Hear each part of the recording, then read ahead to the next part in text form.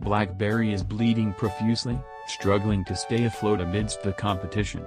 By now, it's quite obvious that they're no longer the trailblazing company they once were, so they've tried to reinvent themselves with devices and a new platform to keep up with the times.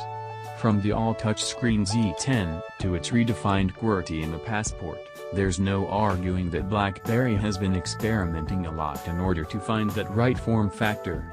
Unfortunately, none of them have been able to make a significant impact on consumers.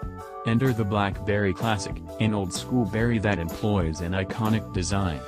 Indeed, it's a modern spin on a classic, but is it something that'll really bring back consumers to Blackberry Circle?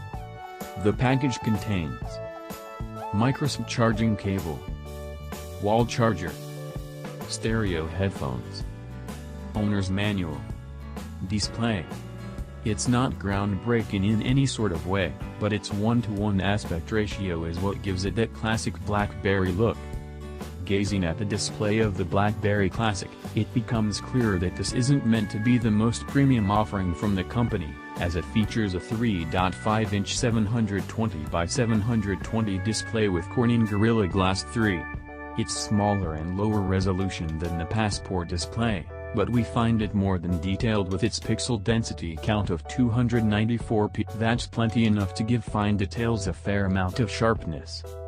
Impressively, the Classic's display emits a potent 900 nit brightness, which not only makes it more than visible on the brightest of days, but it's unequivocally the brightest display on a smartphone we've come across ever.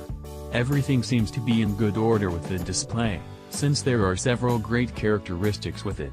However, our biggest complaint is its size. Due to its square nature and smaller size, we're constantly causing apps to minimize whenever we flick our finger from the bottom bezel towards the top, like the action needed to scroll vertically in the browser.